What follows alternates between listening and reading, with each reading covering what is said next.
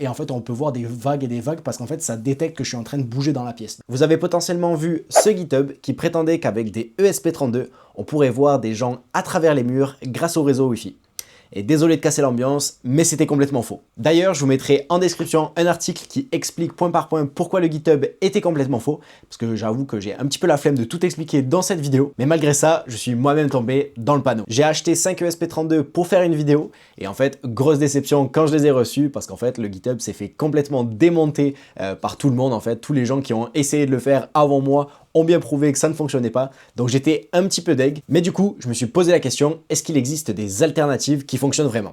Et la réponse courte, c'est oui. Et un des projets les plus intéressants que j'ai trouvé s'appelle Tommy, et il a été créé par Mike. Et d'ailleurs, avec Mike, on a une petite surprise pour 20 personnes, donc restez bien jusqu'à la fin de cette vidéo. Donc comme je disais, le projet s'appelle Tommy, et il fait en fait exactement ce que je voulais faire. Il utilise simplement le Wi-Fi pour détecter si quelqu'un est dans une pièce, et la grosse différence, c'est qu'on ne parle pas de voir à travers les murs, on parle de détecter des mouvements grâce aux ondes. Parce que vous le savez autant que moi, le Wi-Fi est partout dans votre maison, que ce soit vos téléphones, vos ordinateurs, ou même votre box internet. Mais surtout, les ondes Wi-Fi traversent les murs, rebondissent sur les objets, et surtout, ils interagissent avec ton corps. Et c'est exactement ce que le projet Tommy exploite. En gros, le système analyse en permanence le signal Wi-Fi. S'il se passe rien, tout est stable. Mais dès que quelqu'un bouge, même légèrement, ça crée des perturbations. Et ces perturbations peuvent être mesurées. Pour mieux comprendre, imagine une piscine. Si l'eau est calme, tout est stable.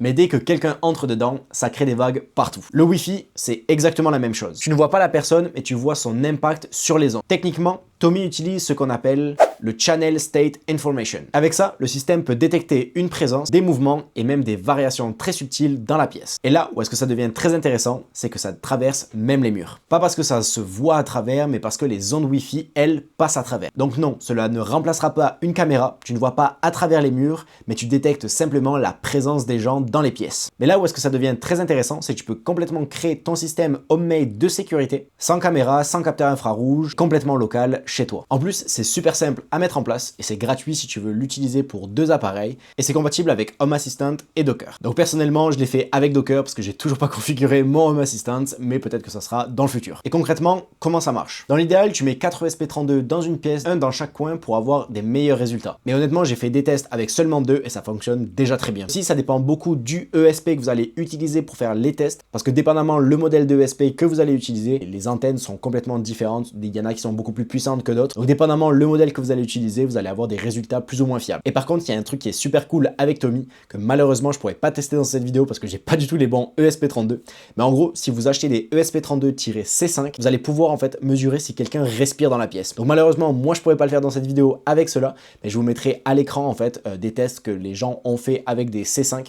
Moi j'ai pas pu le faire parce que du coup il faudrait que je les recommande, etc. etc. Si jamais, moi je vous conseille vraiment d'utiliser des C5, des ESP32-C5 pour faire des tests. Et si jamais ça vous intéresse, je vous mettrai un lien dans la description de la vidéo, ça s'achète sur AliExpress, ça coûte vraiment pas grand chose pour faire des tests et je trouve ça vraiment cool. Comme je le disais, le projet est vraiment jeune et il y a déjà plusieurs milliers de téléchargements et du coup j'ai voulu tester par moi-même. Donc voici. Donc comme vous pouvez le voir à l'écran, c'est vraiment le premier écran principal quand vous allez pouvoir vous connecter au Tommy.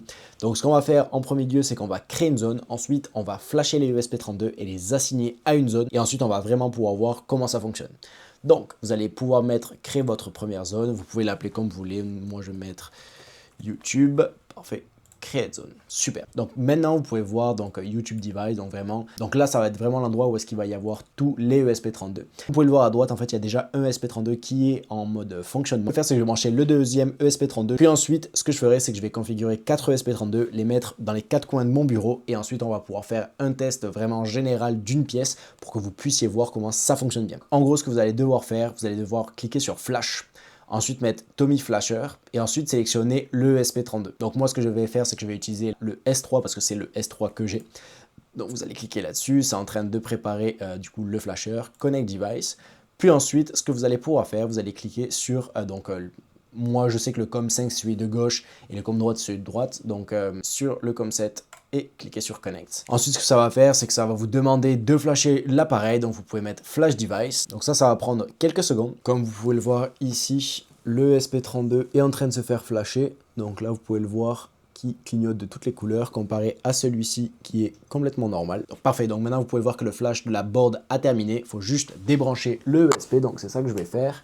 Là, vous pouvez le voir qu'il est débranché, vous avez sûrement dû l'entendre. Vous pouvez cliquer sur le bouton et mettre que vous avez débranché le ESP32 et ensuite le rebrancher. Et là, vous pouvez mettre Connect Device. Ensuite, vous allez resélectionner l'appareil que vous venez de déconnecter, Connect.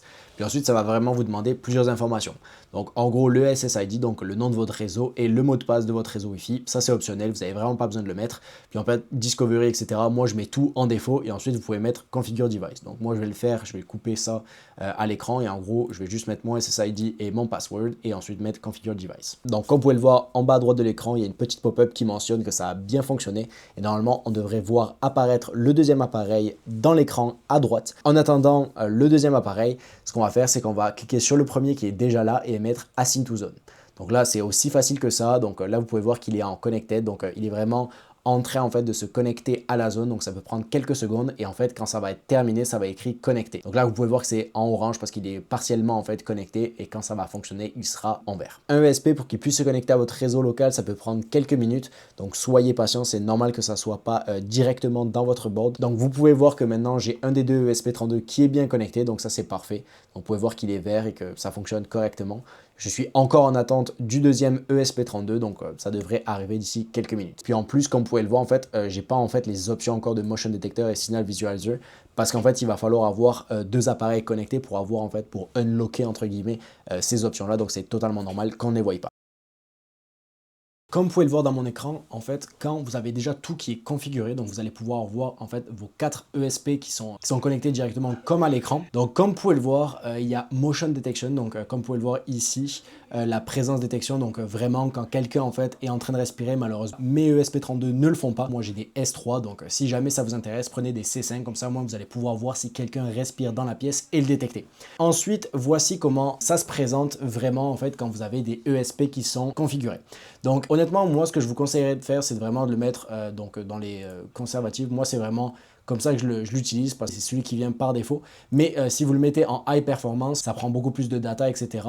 Mais ça recommande en fait d'avoir un C5. Moi par rapport au Boundaries Mode, je le mets vraiment en balance parce que c'est vraiment le truc par défaut. Donc c'est comme ça que je le laisse. Par rapport au Motion Threshold, donc c'est vraiment la barre, la ligne bleue en fait que vous voyez juste ici. Et en fait ça va vraiment être là où est-ce que ça va détecter s'il y a du mouvement ou non. Donc plus vous la montez haut et plus ça sera beaucoup plus large en fait pour faire des détections. Donc moi je le mets à peu près au milieu, donc vous pouvez le monter juste un tout petit peu. Parce que des fois en fait, par exemple s'il y a des gens qui sont autour dans d'autres pièces, etc., vous allez en fait les détecter parce qu'en fait les réseaux Wi-Fi traversent les murs. Donc là moi je le mets beaucoup plus haut, comme ça au moins c'est vraiment quand il y a quelqu'un dans la pièce qui bouge, que vous allez pouvoir le détecter. Aussi dépendamment les pièces que vous allez configurer, moi dans la vidéo j'en ai configuré une, mais vous pouvez très bien les configurer dans plusieurs pièces complètement différentes si vous avez la version Pro. Donc comme vous pouvez le voir, donc pour le moment, normalement là je ne bougerai pas. Donc là vous pouvez voir qu'il y a écrit No Motion, donc des fois il y a des petits lags, donc comme vous pouvez le voir, moi habituellement ce que je fais c'est que je me fie, et en plus je bouge avec ma bouche, donc ça le capte. Mais du coup, habituellement, ce que je fais, c'est que je regarde en fait le graphe qui est jaune, où est-ce qu'il y a écrit Motion. Donc vous pouvez voir les petites vagues. Donc là, je bouge absolument pas et on peut voir qu'il y a très peu de vagues. Donc ça dit que je bouge parce qu'en fait, comme vous pouvez le voir, je bouge ma bouche. Donc ça arrive à capter ça et on peut voir qu'il y a des toutes petites vagues. Donc c'est normal, c'est parce qu'en fait, je bouge avec ma bouche. Mais là, si je commence à faire comme ça, on peut voir qu'en fait, les vagues commence directement à être beaucoup plus grosse et ça détecte en fait du monde. Donc vous pouvez voir que c'est super rapide et on peut voir qu'en fait le graphe est beaucoup plus haut et en fait on peut voir des vagues et des vagues parce qu'en fait ça détecte que je suis en train de bouger dans la pièce. Donc là j'arrête, on peut voir que les vagues diminuent. Donc si je commence à bouger, je me lève, etc., on peut voir qu'en fait il y a les vagues qui deviennent de plus en plus grosses. Et si jamais, pour vous donner un ordre d'idée, donc ce que j'ai fait, donc j'en ai placé un juste ici.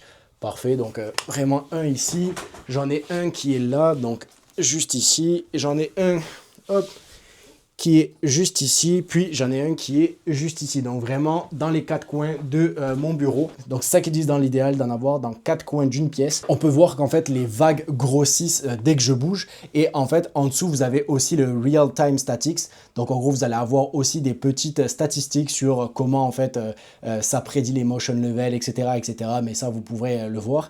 Et puis aussi vous avez un Signal Visualizer, donc vraiment on peut voir les signaux en fait du Wi-Fi qui est en train de bouger.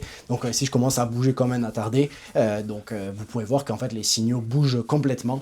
Donc vraiment, voilà, c'est ça le projet en tant que tel. Je trouve ça incroyable. Donc moi, ce que j'ai fait, c'est que je l'ai hébergé sur un Docker sur Mazima Board et vous voyez que ça marche nickel. Et puis ça, si jamais vous avez des problèmes, vous pouvez très bien rejoindre leur Discord. Le gars m'a aidé, honnêtement j'avais quelques petits problèmes et en fait il m'a envoyé la solution en quelques minutes, donc c'est vraiment cool, le support est top, donc c'est ça. Si jamais ça vous intéresse, n'hésitez pas à rester jusqu'à la fin parce que j'ai une petite surprise. Et puis c'est ça, si jamais, n'hésitez pas à vous abonner, on est de plus en plus nombreux et je vous remercie pour ça, donc voilà. Donc merci d'être resté jusqu'à la fin de cette vidéo. Si t'es pas abonné à la chaîne, je t'invite à le faire, on est de plus en plus nombreux et je vous remercie pour ça. Et aussi, comme je disais au tout début de la vidéo, j'avais une petite surprise pour vous. Donc Mike m'a donné 20 licences gratuites pour activer la version pro de son logiciel. Donc je le remercie pour ça. Je pense pas qu'il va regarder la vidéo parce que c'est en anglais, mais bon, c'est pas grave. Donc si jamais, elles seront en description de cette vidéo. Donc si jamais vous en utilisez une d'entre elles, n'hésitez pas à me le dire en commentaire, comme ça moi c'est toujours cool et ça aide aussi le référencement de la vidéo. Donc si jamais aussi Mike m'a donné un code promo de moins 20%, donc celui-ci.